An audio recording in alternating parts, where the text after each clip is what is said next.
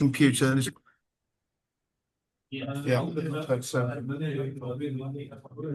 All right, guys, we're going to start recording. I may ask to play it a second time, Okay, just because, okay, no, yeah, it's not that easy to internalize. okay, that's fine. Just let me know. I'll play it again.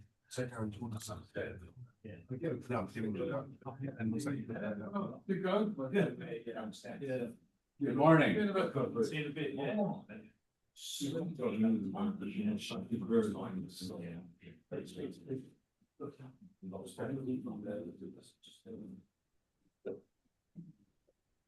I'm Gary Seversen. Some of you may know me from Zoom calls over the last 5 years. I think I did your first one.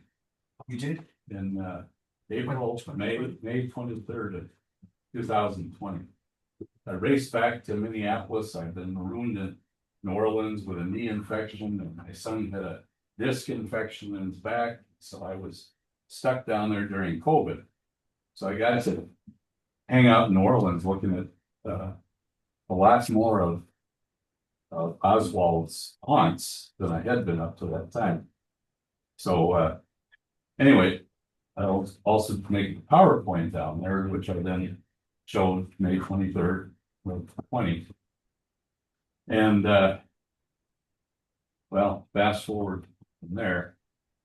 And first of all, I'd just like to thank you so much for letting me speak here. I mean, you guys, as I've said before, are amazing. I mean,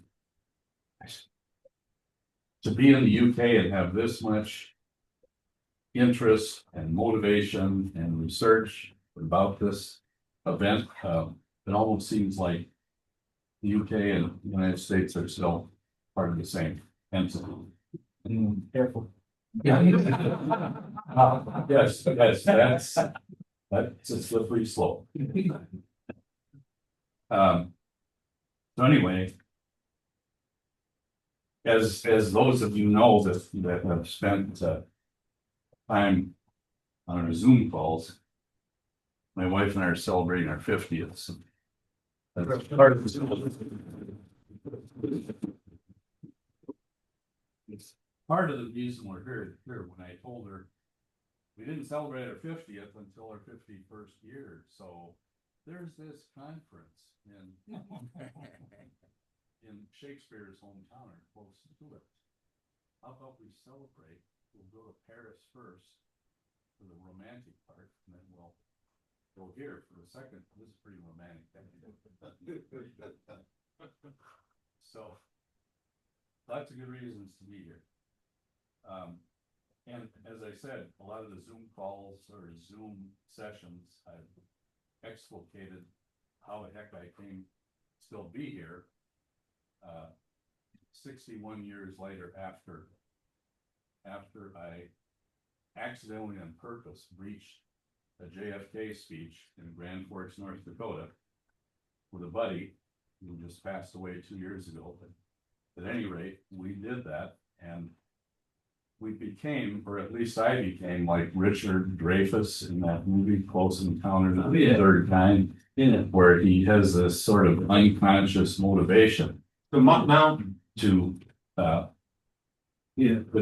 reproduce in his living room the Devil's Tower in Wyoming. And it's almost like the experience I had doesn't quite fit the same frame as Devil's Tower, but it's still, and I won't even call it an obsession, but a preoccupation for 61 years about how I've subsequently gone to, I believe, figure out that on September 25th, 63, 2 months before Dallas, when I accidentally on purpose breached 4 doors where there should have been security, but there wasn't any. I was there after 30,000 other people. This was at the University of North Dakota. And Kennedy was there getting an honorary degree. And there were 2 seats in front of the podium. Now, of course, the podium is from here to the wall because it has security space. We were sitting right in front of it. And it was just amazing to see the crowd. The first 20 rows was mostly co-eds. They jumped onto their chairs. It was like the Beatles walked into the room. And, I was 16. I didn't particularly know much about Kennedy. I came out of it, believe it or not, an anti-Catholic sort of background. So there was that, which I've gotten over a long time ago. But at any rate, I've continued over the years to keep digging because I still need closure. 5 nights ago before I flew to Paris, I followed through on contacting a CIA asset who was a professor of mine at the University of North Dakota. And we were on the same bill at a conference in South Dakota 2 years ago. And that's another story that I won't go into, but the fact that at 92, this guy is still lucid and in the same house in the same town that he moved into in 1962, and I'm still talking to him about what he knows about JFK, which he purports to believe as much. He kind of kept me at length, 2 conversations, a few lies thrown in. So I'm still working on him 61 years later. So anyway, I decided that a good topic for this conference, and this came to me, I don't know, 6 months ago.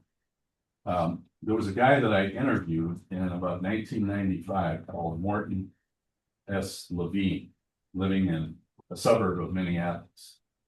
And, you wonder how many things we missed. I just happened to be watching the news that night. I'm going to show you the 7-minute clip of this investigative reporter's time with Morton S. Levine and others in the Immigration and Naturalization Service Agency in DC. And Morton S. Levine, nobody had ever heard of him until it's an investigative reporter in Minneapolis uncovers him. And he had been an INS officer responsible for all the defections in his office in DC. And you'll see him allude to those kinds of things in a 7-minute clip here. And he turned Oswald down for readmission into the United States 4 times. And each time his higher up at INS, especially a guy named Robinson, tried to overrule him and say, come on, let him back in. He's a good guy. Kind of. The 4th time, Levine turned Oswald down again. And this time, Robinson, his higher up at INS, came to him and said, the State Department says you will let him back in. So that's always been a puzzle.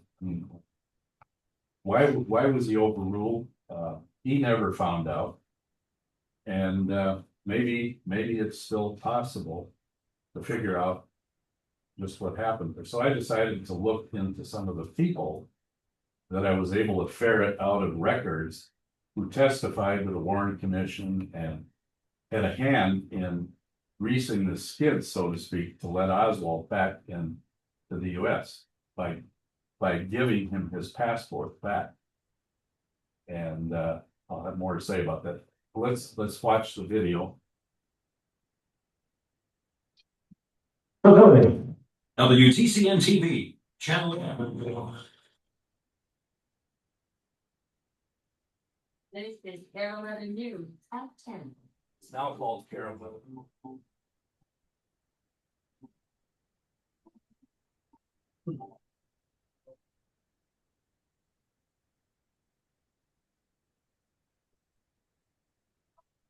His campaign career reflects the innocence and idealism of the early 60s. A time when anything seemed possible. Mr. Chairman, you want to hear the, Mr. Chairman, little gate from Minnesota? Mr. Chairman, this is Senator Humphrey. Yes, the faith, the devotion, which we bring to this endeavor, will line our country and all who serve it. So, Mrs. Kennedy, Ms. Harvey Oswald, and the President of the United States. Shaking hands now with the Dallas people, Governor and Mrs. Conway. The presidential car moving out. 6 seconds of unimaginable violence.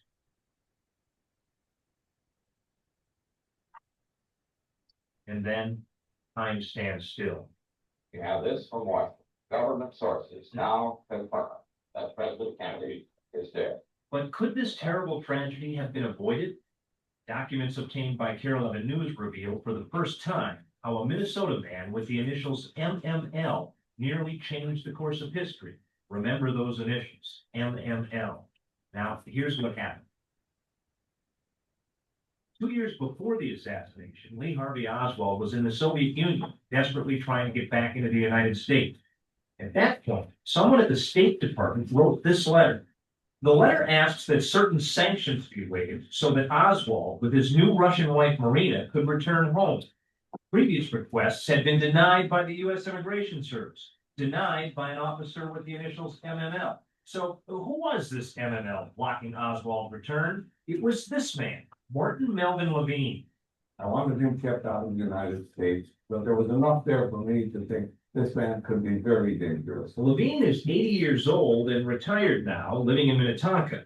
But as an immigration officer in Washington, handling the would-be assassin's file, it was clear to Levine, Oswald meant trouble. When I did it to refute it, and I denied the request for a waiver of sanctions.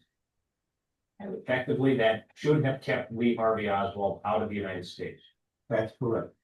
In fact, a total of 4 separate times, Fort Levine was asked to let Lee Harvey Oswald and his wife into this country. 4 times, Levine refused. 2 years passed, and he thought the matter was over, until here in Dallas, the president was shot. Program to bring you a special bulletin from Dallas, Texas. On the radio, on his way home from work, Levine learned police had arrested Oswald for assassinating the president. And it was the next day that I contacted my supervisor to find out whether anyone had reversed my decision. And the answer was no, and we have never reversed it. Unfortunately, that wasn't true. Under pressure from the State Department, and unbeknownst to Levine, his boss, Robert Robinson, had indeed reversed Mort's decision. He waived the sanctions that kept Oswald out of the United States. We wanted to ask Robinson why, but he's 87 years old now, and his family says he's not up to answering our questions. But perhaps just as important, who was it at the State Department pressuring Robinson to waive sanctions in the first place? Well, according to this letter, it was a man named Michael Saplinski. Here, Saplinski's pictured with then-President Lyndon Johnson. We asked him why he helped Oswald into the country. Saplinski wrote back that it was a routine part of his job to assist American families with immigration issues.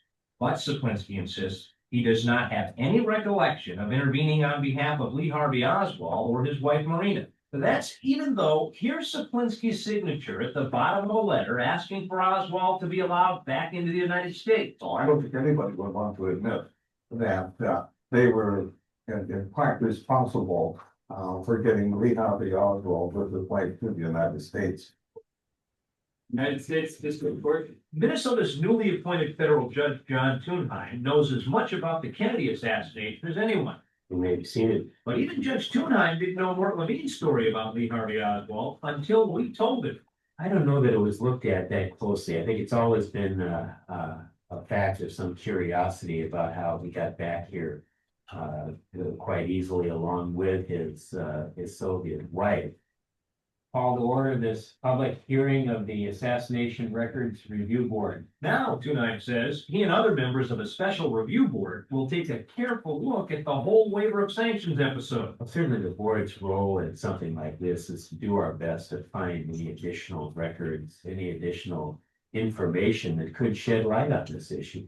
3 shots were fired. Meanwhile, although the judge remains open-minded, he says the theory that Oswald acted alone has some problems. There are a lot of holes in that theory. In the tests that were done afterwards, FBI marksmen could not duplicate him. The shooting. New information about the assassination, recently released to the public for the first time by Thunheim's review board, includes this 16mm film. Shot by a Dallas TV crew, the footage shows the immediate surge towards the railroad yard behind the grassy knoll, where some 50 witnesses report hearing gunfire. Here comes Oswald down the hall again. You find that rifle? That's the facts that you people have been getting, but I emphatically deny these charges. We'll certainly do our best to find everything that we can, whether it demonstrates conspiracy or not. If we find it, it will be released. Judge John Thunheim, one Minnesotan searching for the truth about a tragic day in American history, and Morton Levine, another Minnesotan who almost changed everything all by himself. I think the pages in history would be totally different than they are today. I don't go and we found these ways.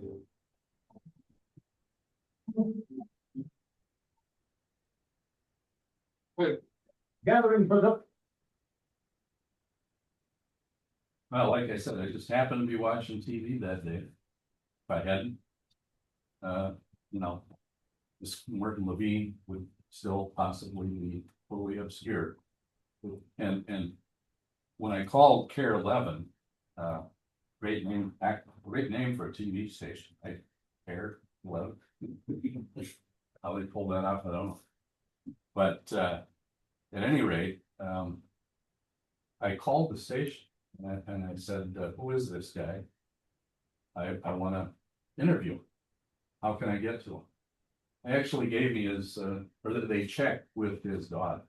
His daughter said, yeah, here's his phone number, address. I called him up. He happened to be living in an apartment building right across from my wife's high school. She was teaching. So I easily knew the way. And we sat there for a couple hours. His wife was there and he told the same story. And still very lucid at that point. And as I left, I said to him, so do you think there's a conspiracy? He said, no, I don't think so.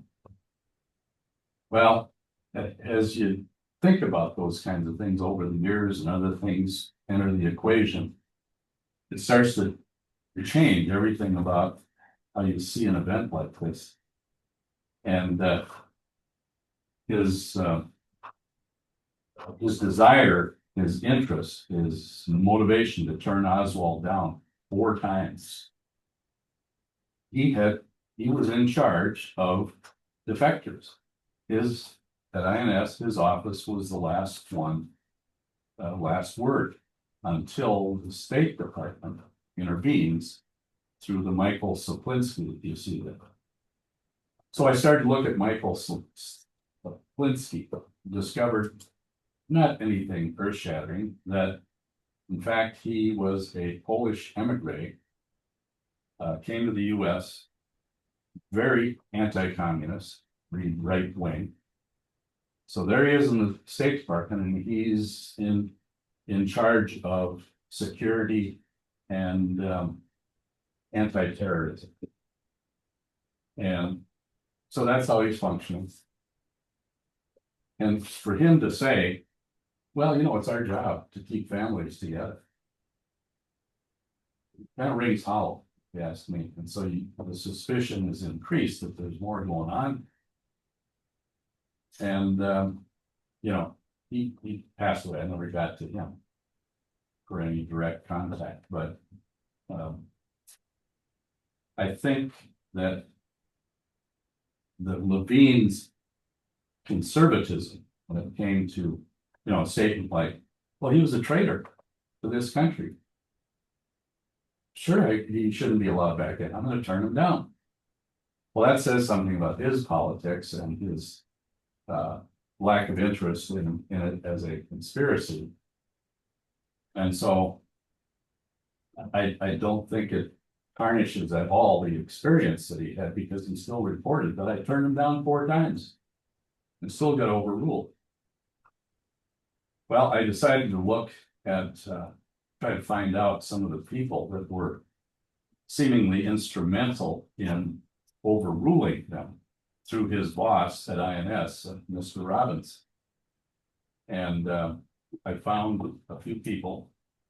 And I also gleaned other information. Maybe I'm sure heard of the book, The Ordeal of Otto of Tepka by T. Ray Gill, I think was his name. And he was writing as a really ultra right wing. He was in the John Birch Society. The John Birch Society published his book, about 1967. So he's already at that point in bed with the Birchers, and they're gonna figure out why Kennedy had these liberal policies towards immigration and issuing passports to people that should have them taken away. And so there's it started to occur to me, there's something going on here that doesn't wash, is it? Because, the Birchers, they not only thought Eisenhower was a communist, they thought Kennedy was headed that way. And so they're doing everything they can to derail that whole process. And the fact that two other people that I found, a guy named Abraham Shays and a Bernice Water, were all high up in the passport office at the State Department. So when you look at their Warren Commission testimony, they are all over the place making every excuse they can for not taking Oswald's passport away. Now they are totally pro-Kennedy, especially Abraham Shays. And Abraham Shays was the legal counsel for the Kennedy administration. And you read and it's surprising that the Warren Commission members, from Gerald Ford to a couple others whose names are a little more obscure, they really press him to explain why did you have such a liberal policy? Shouldn't you have stopped Kennedy's reentry? And they just say you can't do that to people's free speech rights. You cannot take their passport away. In fact, they go into detail about why Oswald did not defect, did not successfully become a Russian citizen. I mean, he went through the motions. He went into the embassy. He threw his papers down, but he never filled out the papers that would allow his citizenship to be terminated. And so here's the Kennedy administration, and they're saying, we can't, just because somebody goes to another country and says bad things about the US doesn't mean that we can take his right of free speech away. There was no process in place to basically what everybody thought that should have happened to Oswald. But within the State Department itself, there was nothing in place that if somebody reneges his citizenship and so forth, there's nothing that would say you can't get a new passport. Yeah, and they even said it. Here you got Malcolm X running around Africa, Muhammad Ali saying all kinds of crap about the US. We can't stop that. That's their right as a citizen. And they put Oswald into the same category. And of course, in 1952, with McCarthy getting all the power he did to go after communism. I mean, when I was 7 years old, I was living next to the university where about 9 years later, I saw Kennedy speak.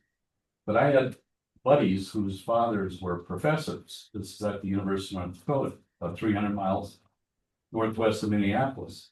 And I can remember some of my friends' parents talking about McCarthyism and how it was messing their friends up, people were getting blacklisted, et cetera, et cetera. And for some reason, at 7 or 8, that stuck with me.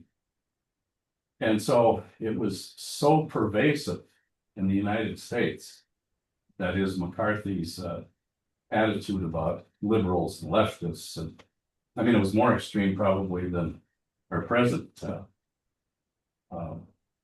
actor. And, so. You know, it caused me to kind of do a 180 in terms of what was going on. Because when I first saw this 25, I guess 30 years ago.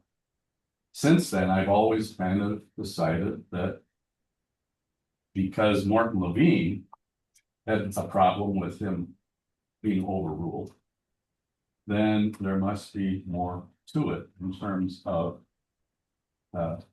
Levine's suspicion that there was extenuating circumstances behind the overruling of this decision. But then when I started to read Abraham Shays, I don't know, 30 pages of Warren Commission testimony, and his ability to articulate what it was that motivated them to let Oswald come back, I thought, wait a minute, did the extreme McCarthyism of 1950 to say 57, did that cause the Kennedy administration to try and undo all the injustice that had been done to so many liberals in government? And I don't, you know, you guys can help me on that, I'm sure. But I just think that there is, you can't go so far as to say that Kennedy caused his own death by ordering his subordinates to let everybody in, including Oswald. But there seems to be, when you read this testimony, an attempt by the Kennedy administration to undo McCarthyism. And why wouldn't it? It's so ugly. But that does happen a lot. The pendulum can swing. Yeah. So, I mean, Sure. across many other cases in history. Yeah. And of course, people say to Abraham Shays, and there's a woman named Bernice Waterman, who you'll find in the Warren Commission, and she also goes into length talking about why we can't deny him his passport. I mean, as of 1954, you couldn't be a communist in the US. I don't know what it was like. I doubt it was that way here. But the fact is that was never enforced after McCarthy went away. And so now people can be a communist. And it's interpreted to be almost as though it is fully legal to be a communist. Well, Abraham Shays didn't seem to have a problem with that either. And he was accused by, when he's questioned in the Warren Commission, he's accused of incompetence. And everybody that works with you was incompetent because they didn't stop Oswald. And to the point where Shays was himself, they attempted to implicate him in letting Oswald back in and said that he must be a communist. And here he is, the lawyer for the Kennedy administration. So it, you know, it's a work in progress that I'm trying to somehow rectify those convoluted positions that seem to still be out there and are below the radar, so to speak. And you know, I don't know. You know, I'll have to dig further, maybe in other places besides the Warren Commission, because maybe these guys ended up with the House Assassinations Committee giving testimony, and I don't know what the ARB had to say about them. You should look at Malcolm's archives. Well, you know, I'm a No, it's true. The subject matter you're dealing with is richly documented. You can go to the USSR folder and then look into the Moscow embassy. Yeah. You can look into Robert Kuch's files. You can look into the State Department's files. So a week later, you'll have a ton of stuff and go, oh yeah, and you'll have more finesse. Yeah. And more context as to who said what and who did. Well, as I'm in Paris 4 days ago, you know, trying to continue to think about this, I'm thinking, Martin's going to be there. Man, is that intimidating? Or Mel So, and so I figured that, he's been giving me some looks like maybe I've got something, but he's probably got more, like you say. So we gotta talk. You're welcome. Because even though this video wasn't anything that was really out there until I called them 6 months ago, and I said, "Do you still have this video?" No, yeah, we've got it in our archives. We'll put it on our Facebook page, so everybody can see it, and maybe people have seen it and have taken it beyond where I took it. So That's the beauty of research. but it says something about the theory of knowledge or philosophy of knowledge too, because if this sneaks by, what else has gone by under the radar that we don't realize? It's funny, we were discussing yesterday, something at the table that kind of relates to this. It seems to me what you have, right, is you have one group that is acting as if Oswald is a defector, right? Then you have probably other people who are saying, is he a false defector? Or, if you get into the Otepka thing, he was asking for lists. He says, well, who on this list of defectors are false defectors? That's what he was looking into. And then you get in parallel, Marguerite, asking an ex-boss of hers who fired her to sponsor Marina and June. Okay, so Marina and June actually have sponsors. As sponsors. And I actually questioned that guy's grandson about how does someone go about firing Marguerite and 5 weeks later sponsoring a communist in that era. But the number of things that you had to do not to go to legend, right? Sponsoring would have been one of them. And in fact, when Marina became dependent on the state, really that sponsor, I don't remember his name, should have been paying the bills.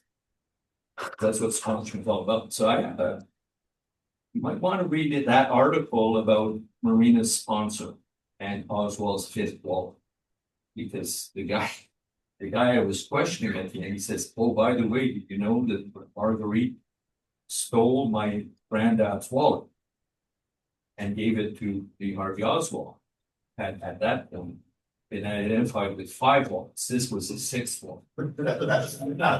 This was the 6th one. So that's an interesting. So I have it all on the 6 pages. But so I think that even the idea of him not filling out the papers, Snyder knew that look, don't fill out the papers. It'll make it easier for you to get back in.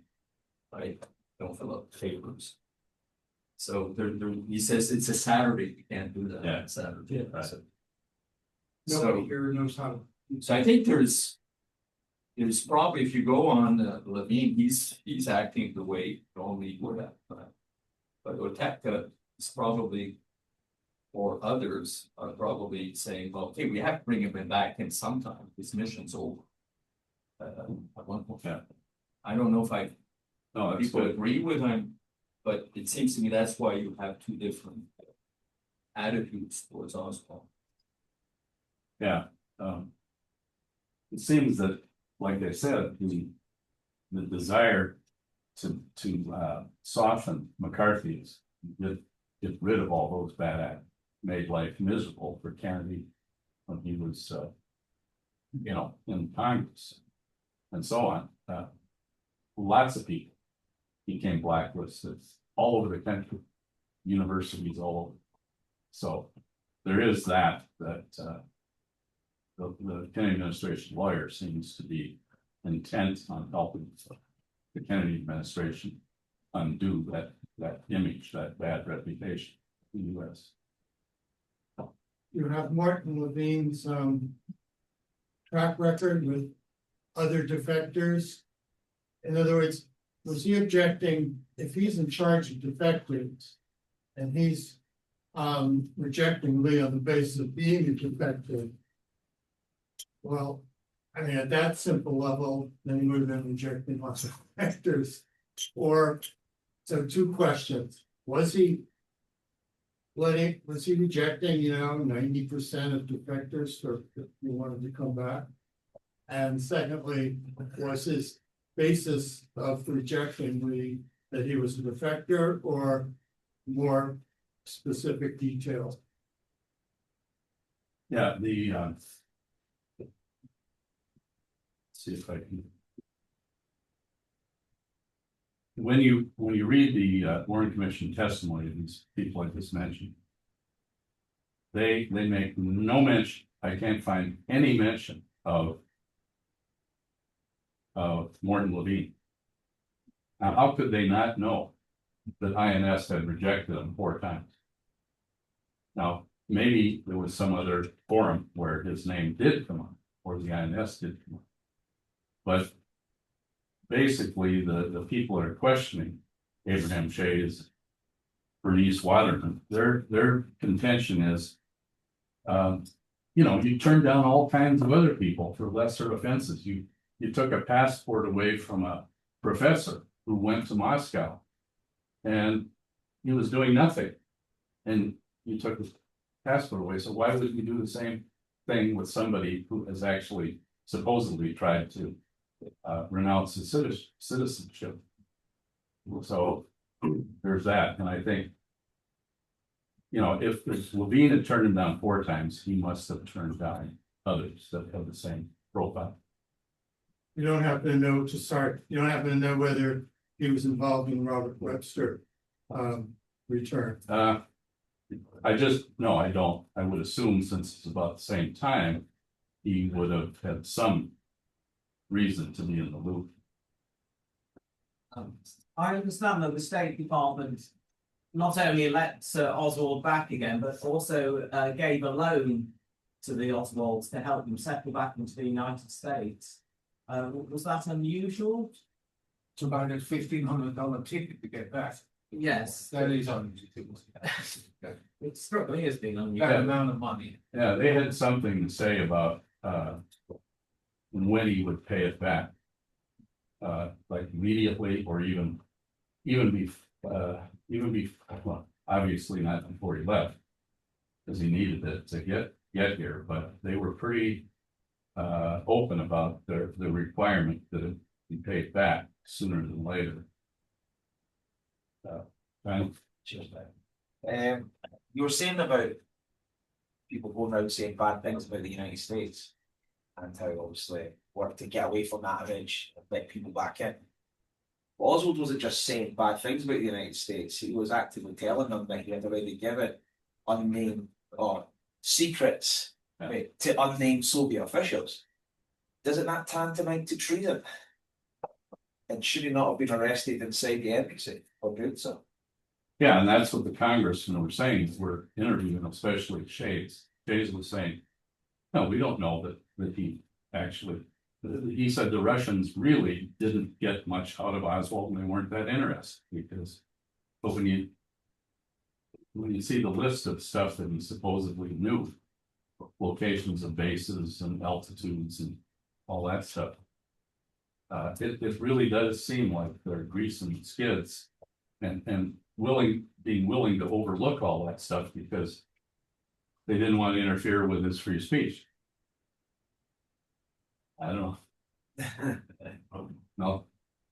I think the 800-pound gorilla in the room is CIA because of the penetration of the State Department. Yeah. We just had the Schlesinger release, which is it demonstrates almost 50% of positions worldwide, State Department positions were occupied by CIA operatives. So I think in sensitive areas, it had to be a given that those positions were occupied by CIA assets. Yeah, and like I mentioned at the beginning. I mean, not wholly, but no, in key positions, But up the food chain, you might have an honest person, but as soon as they put their seal on Oswald's return, then somebody above, probably an asset. Yeah. Well, where I grew up was the nuclear base. And a university. But it was a town of, at the time, 63, just 50,000. But I had next door neighbors who were Minuteman launch officers, who were barely 5 years older than me. And so I'd converse with these folks, and they'd talk about every 2 weeks they see if we're gonna crack. They gave us a test, and he finally cracked, and he said, Jerry, I can't get up in the morning, think about going to work and killing 45 million people, because he's in charge of 15 missiles with 3 warheads on each, targeted on separate cities, and he walked. Came to Georgetown, DC, and was going to do a PhD on War and Peace. Never heard from him again, but he lived next door to him. Yeah, I don't know.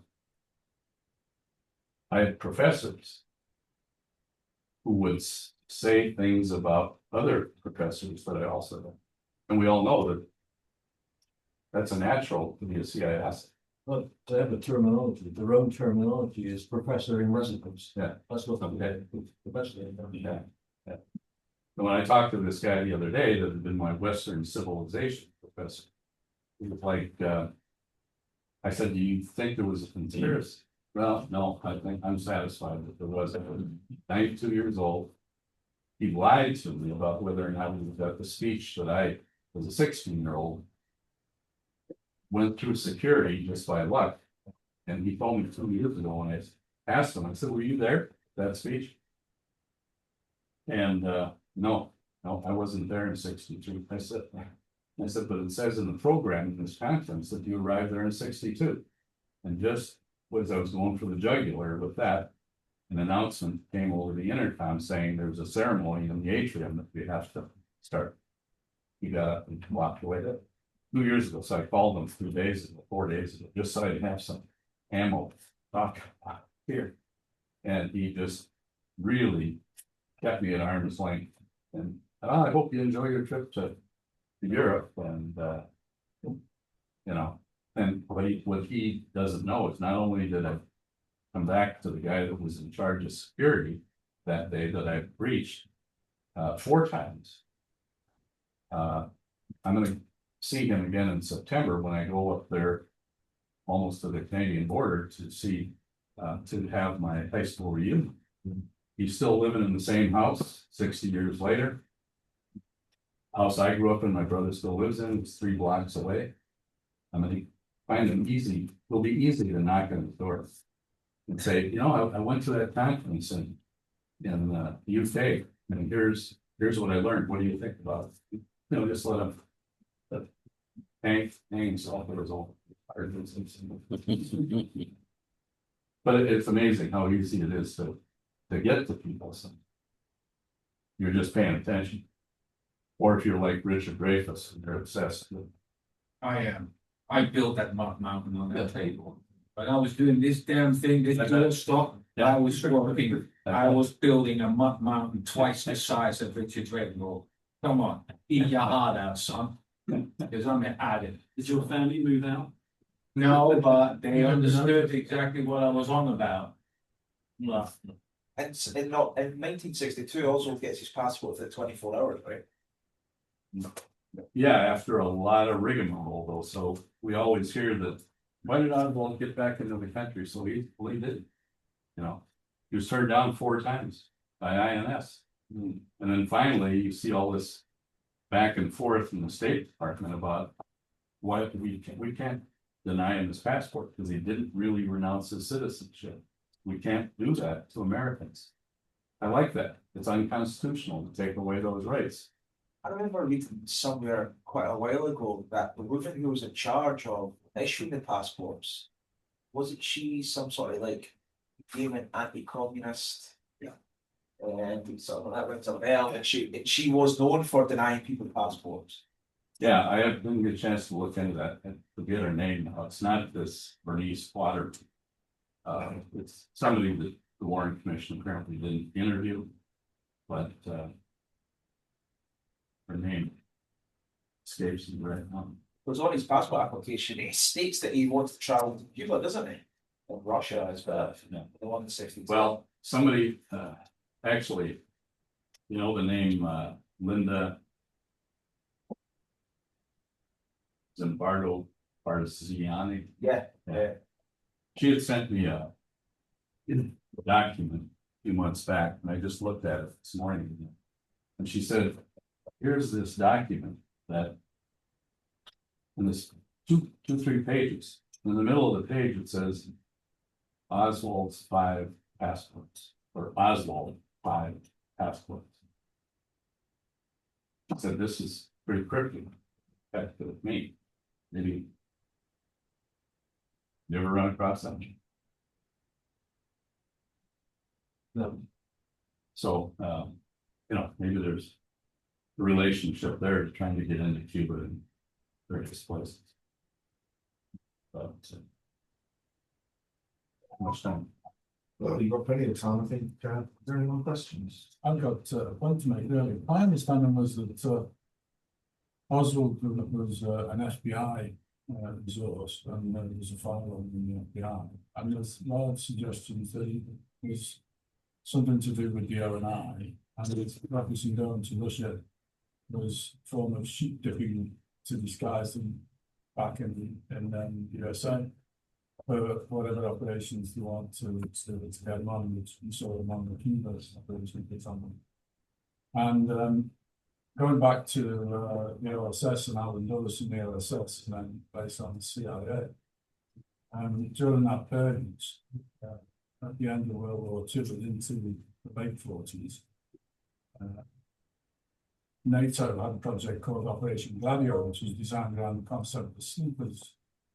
And they later used them as terrorists to bomb their own people to stop the communist government getting into Italy. And so all that, and the reason I mentioned Dulles is he's a similar idea back in the US. That one of the secrets of running a covert organization, CIA, judging people everywhere. And over a couple of decades, they're in senior roles now. You may never talk to them, but when you need help, you've got them in positions of power, such as those with Oswald coming back in and overriding the guy on the desk. And so, as I think it was Malcolm said earlier, 50% of the embassies have got CIA resources in anyway. So, we're sort of in almost every organization that may have a form of power that would be useful to the CIA, not just in North America, but around the planet. In fact, how many people are in the CIA and agents in the CIA? there's not too many months. Sure it is. Might be. Or patchy then.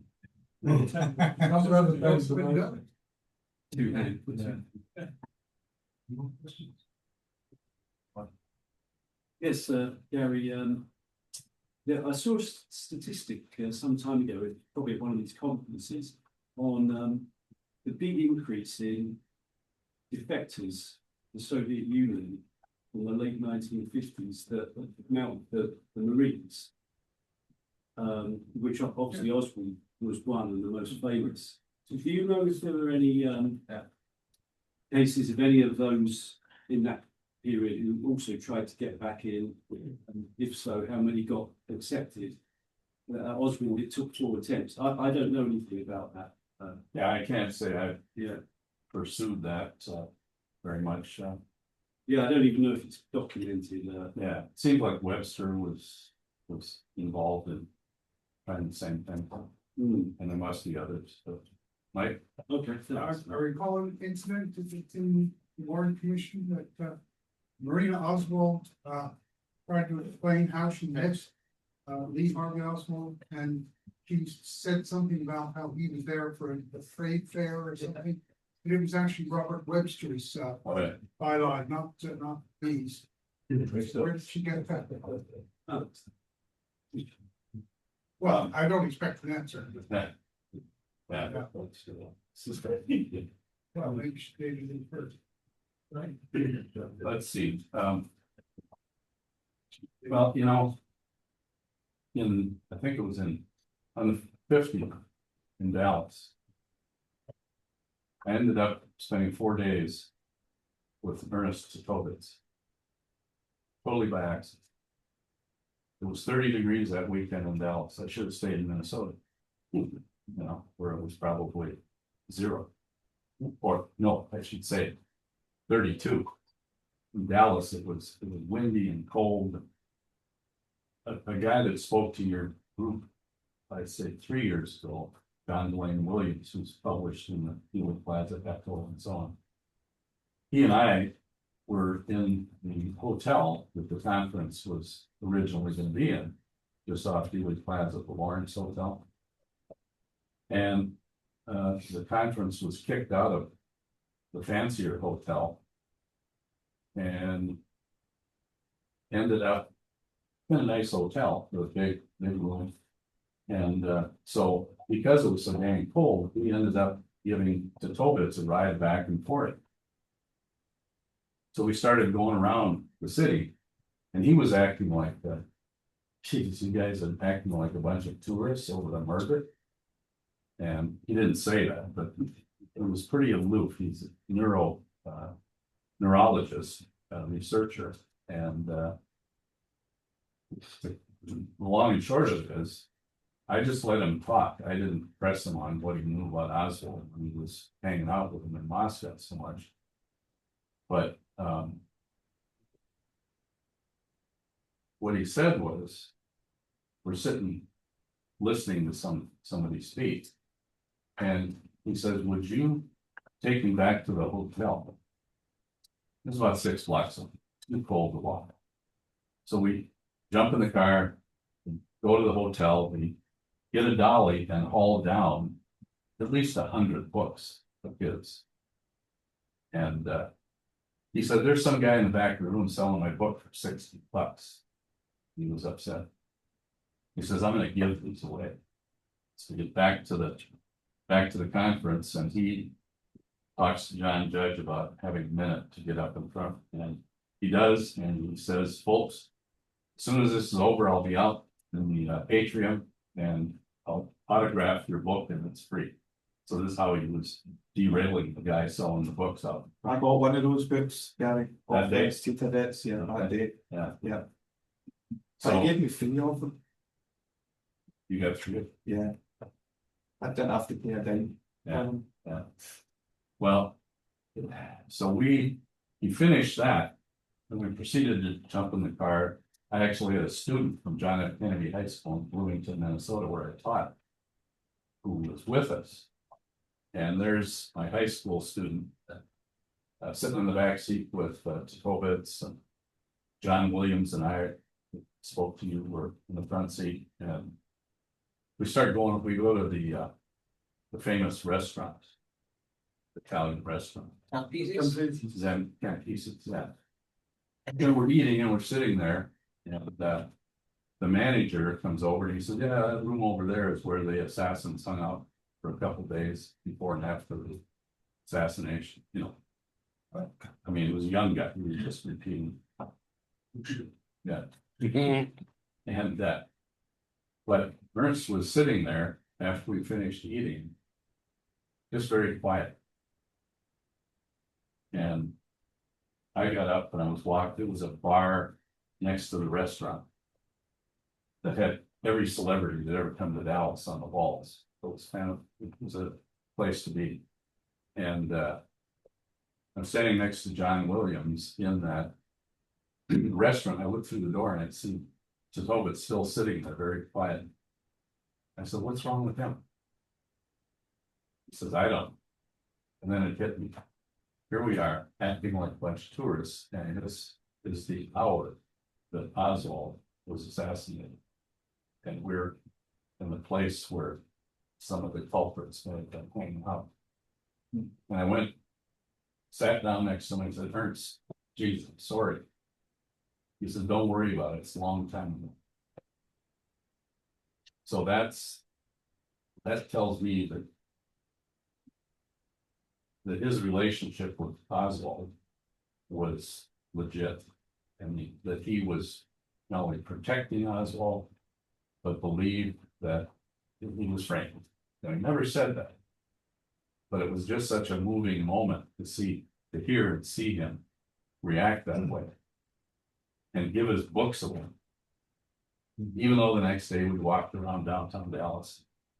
Got his credit cards established so that he could send books back to the US and sell them. But I just wish he had felt freer to talk about what happened in Moscow with, or in Minsk with Oswald. Well, Just quickly, for Webster, a good book is by Gary Hill. The first 5 chapters is about the Webster defection and how he came back, and he ties the way he ties Webster in with the Rand company we worked for, and Marina's sister, who was with CIA, involved in programs that involve Webster. Fascinating. The other thing too that struck me is what the CIA did when there were real defectives that defected and the investigation they could do. For instance, I think it's Mitchell and Martin were privy to sensitive information. They did an investigation that went on for 2 years. They left no stone unturned. And when you compare that investigation to what they did with Oswald, it was very superficial. Everybody that was questioned said they were lobbing softballs. So that is a sure sign that one is probably a fake defector versus real defector. So that's those are, and there's a lot written about this Mitchell and Martin defection. They're still in Russia and all, and they want to come back. One of them wants to come back. well, Abraham Shays isn't there anymore. Just to add to that point on the just to add to that point on comparisons and go back to Webster. Sorry. I'm sorry, to Guys, Robert, you just proceed with your question. yeah, it relates to this concept. Have you finished? No. So just to relate to your comment on Webster and comparisons and debriefs coming back. I did a course with Jefferson Morley half a year ago and looked at the documentation on he assembled on this following Lee's just following Lee. But with respect to Webster, I asked just that question, what would the file on Webster look like? And they didn't have the file, he doesn't have the file on Webster's defection, but he does have significant documentation on the debrief of Webster when he came back. And so it too was an intense, not a 2 year, but an intense, elaborate affair of weeks of multiple officers talking to Webster about what went on while he was there. Absolutely nothing like what does not exist with respect to conversation. That's a key point in the Hill book, but the key point is he compares it to attitudes towards the degree. Yeah. Well, thank you very much indeed, Gary.